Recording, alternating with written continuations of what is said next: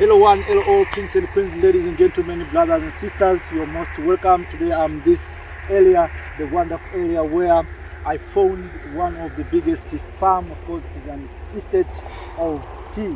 So in this area, the indigenous people are famous for growing this wonderful crop, the tea. So this is tea. So I'm going to explore some information and learning some issues concerning about the tea. You know, kings and queens, I'm excited to come in this place because I see Africans, we have a lot of opportunities, but many of our opportunities are not being used by Africans, instead are used by the other civilization. As you see, this farm is owned by a Western company that is the one of the who are invested in this area. So we, the people of Africa, we are laborers in this farm, but I think the time has come for we, the people of Africa, to see how we can invest in our farms, you can invest in our agriculture. So because for many years Africans, we have been used as cheap laborers. So let me share this, and I will continue to bring you some information. So join with me in this wonderful journey. I'm going to share the views for you to see how this big farm looks like and how we can create jobs through this wonderful a farm like this. Of course, we need to invest. This is already owned by Western company. So I think even with the people of Africa, we can have our own company that can do things like this, because this is in Africa. So if this has been made in Africa and owned by the West, why don't we Africans decide to have our own, so that we can compete with others? So you see, this tea is processed here. The first class is going out, and maybe the third one is the ones that remain here in the continent of Africa. But all in all, what I'm concerned is how we can create jobs for our young men and women through agriculture. So this area is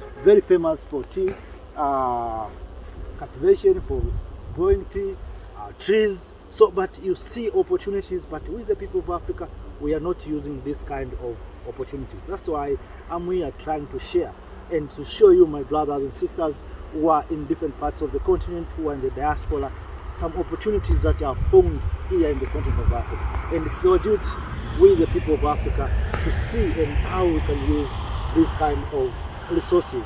Instead of going to the street fighting one another, we can invest, we can create jobs, and you can make a lot of money.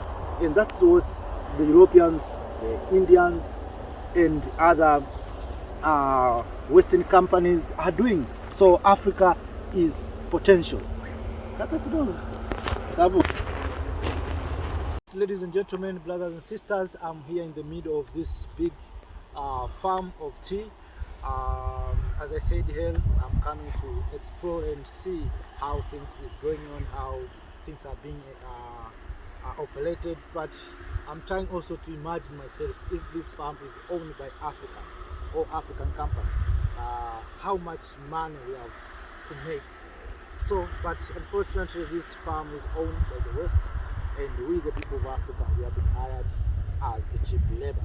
And that's why sometimes I call my dear brothers and sisters in the diaspora to come and invest in Africa. You see, the Europeans are coming and investing in Africa. So, but we, the people of Africa, black people, we are not able to invest in Africa. Why?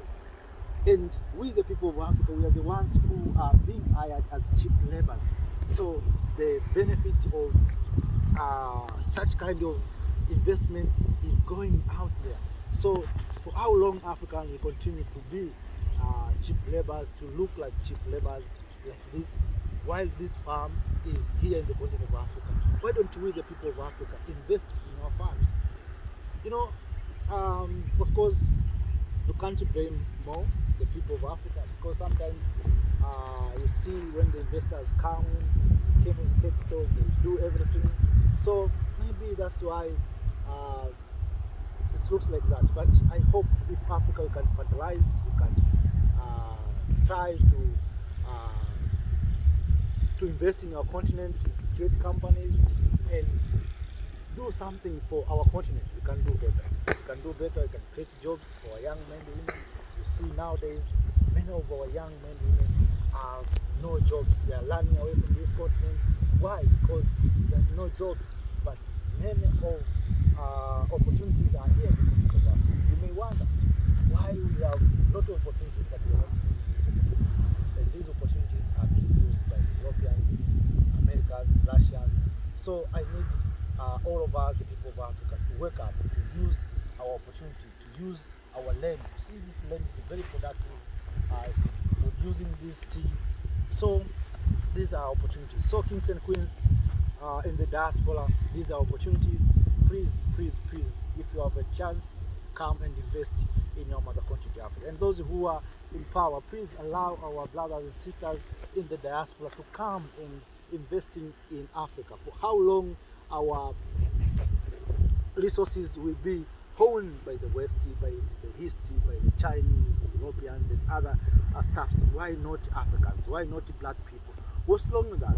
So for how long will we continue to be cheap labor? So I think the time has come to wake up and say enough is enough, and that is what we are trying to do. So kings and queens, thank you for your time. See you next time. I'll continue to share good things that I see and the things that is good, so that we can have a clear picture about opportunities, what is good things are here in the continent of Africa, and how we can use it, and something like that. So kings and queens, have a nice time. Thank you.